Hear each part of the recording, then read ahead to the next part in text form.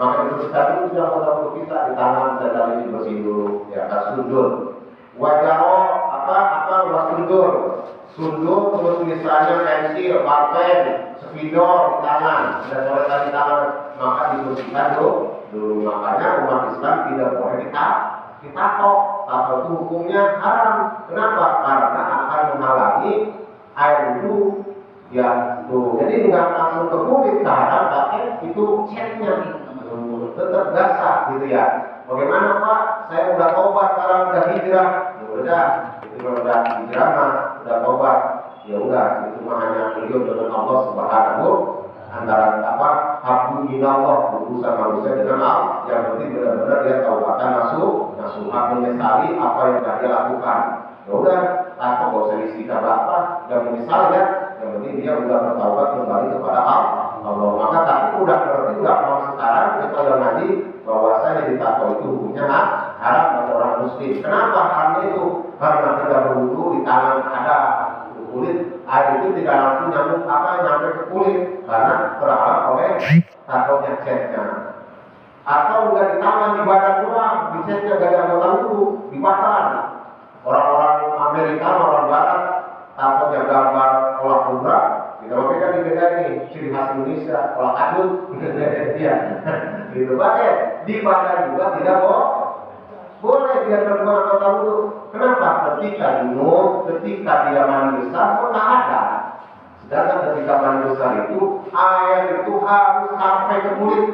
Makanya dikeramas ke sampo tuh kalau mandi besar itu ya, supaya apa semuanya lepas lebihnya tuh. Makanya kalau lagi ini jongkok diri gitu ya, jongkok mandinya supaya lepas lebihnya semua masuk air tuh. Nah, efeknya dan mandi besar cuma saja kalau harus semuanya nyampe air itu ke badan kita baru sah. Makanya tidak boleh disebut umat muslim apa perlu kita hukumnya haram. Yang ketujuh wajah mau alaihi, ya. Yang ketujuh syaratnya wudu itu mengalirnya atau meratakan air ke anggota wudu. Jadi harus sampai tuh Pak. Ketika membasuh tangan, nih jangan dari sikut dulu, ya. Faksilu wujuhakum wa idakum ila marafiqin, dari jari ke sikut, jangan dari sikut ke jari. Karena disebut tangan itu yang ada jari. Coba kalau orang nggak ada jarinya disebut tangan apa? Tangan buntung. Yang disebut jari itu yang sempurna, yang ada jarinya. Jadi ngebasuh tangan itu dari jari ke sikut tuh. Jangan berbalik itu mah di tempat duduk dikerak, dibalikin gini dari sikut. Salah. Karena di aturan ini bilang marofi dari tangan sampai ke sikut lebihin sini tuh. Karena kalau dilebihin itu buruan muhajjalina min asal dulu. Entar di hari kiamat ketahuan nih yang tukang wudu dilebihin wudunya, misalnya dari banyak ke sini dilebihin nih. Wajahnya itu buruan di dalam maut tadiba itu buruan bercahaya. Muhajjalina min asal dulu ada bekas wudu. Jadi buat wudu kelihatan Pak, kalau kita sering wudu nggak apa-apa supir tuh. Supir itu kentut buru lagi wudu ya, buru lagi. Jadi kita jangan sampai putus wudu. Karena orang yang rajin wudu insya Allah kelak di hari kiamat pengenalan itu bercahaya. Bangsa kampungnya mah auranya kelihatan. Jadi kelihatan kulit kita hitam. Iya, model produksi orang kepuh tetap ada sisi positifnya, yaitu muhajjalina dari air bercahaya, maka dilebihin ya. Cuci tangan dari hari ke supaya nyampe itu air. Makanya kalau cuci tangan dulu nih, diputar tuh. Beda sama tayamum. Kalau tayamum nggak boleh. Tayamum harus satu dua nggak boleh bercampur dengan tayamum. Tangan berdebuin, gitu loh. Ke ini debu, tepukin tuh nih. Yang ini ke sini, tuh. Nggak boleh ke sini lagi. Kalau ke sini lagi mustamal tayamum dari sini ke sini, tuh digituin. Jadi nggak boleh. Ini udah kan debu di sini.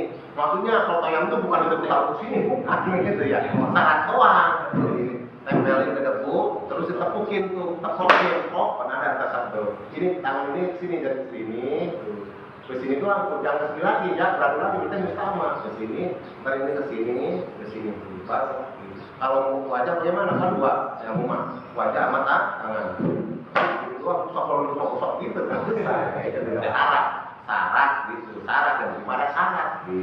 Kalau wudu baru paksiu terus dibasahin. Makanya ketika membasuh muka nih yang disebut wajah itu, yang disebut wajah adalah yang batasan tumbuhnya rambut. Ini wajah nih yang ada batasan rambut ini adalah perbatasan. Maka setiap negara ada perbatasannya. Telinga juga termasuk wajah. Maka basuh ketika telinga, gini. Yang gini doang nih, gini. Boleh langsung ada basuh, paksiu pakai basuh. Kalau parah baru wamsahu diusap tuh. Beda diusap mah, usah kalau di paksimu usap pun dibasuh kalau puasa ya. Gitu ya. Maka Al-Qur'an ini pamsahu diusap kalau parah tuh. Yang disebut parah yang ada tumbuhnya rambut. Usap di sini mutlak. Silakan. Apakah di sini termasuk kepala? Apakah di belakang termasuk kepala? Terserah. Mau di depan oh sayang nih habis di minyak SD. Sayang nih, bagaimana? Belakang gua nggak apa-apa dosa. Ada apa? Termasuk kepala. Ya sayang tulang paling kuat di bentol lama sejam nih, gitu ya. Nah, maka begini nih ada titik kita caranya itu dosa, gitu. Patunguin ya. Itu caranya belum. Insya Allah problemnya benar, insya Allah. Makanya kalau ibadah tanpa ilmunya marduda akan ditolak oleh Allah Subhanahu. Sia-sia, kenapa ibadahnya tanpa ilmunya pentingnya mencari. Maka kata Nabi tolak ilmi farido itu mencari ilmu itu hukumnya wajib, tidak memandang usia sampai ilmu ayat sampai memasuki jamaah masa wajib mencari ilmu. Nah kalau kita makanya mencari ilmu namanya nyari wajahnya kalau kita kayak nyari duit kayak nyari beras itu keluar rumah ya ini kan nyari sama dan juga dicari berarti dari rumah terus keluar. Nah kata Nabi kalau kita keluar rumah mencari ilmu maka perjalanan kita dari mulai berangkat sampai ke rumah termasuk adalah orang fisabilillah, orang yang berperang di jalan Allah Subhanahu. Bapak nih mau ke Palestina, mau membantu perang lawan Israel, dari sini pengen jihad. Lah alamatnya tidak tahu di mana. Ya. Terus ongkosnya mahal kita punya. Di Solo kita mau bawa senjata, bawa berdoa, bawa Israel, dibawa pakai kuda, gitu ya. Pakai apa kita? Lawan belakang perang kagak? Mana kata Nabi? Udah dah. Ya katanya kalau kender kita ya tujuan ke Palestina tujuannya mau kemana kita? Udah kita kata Nabi apa?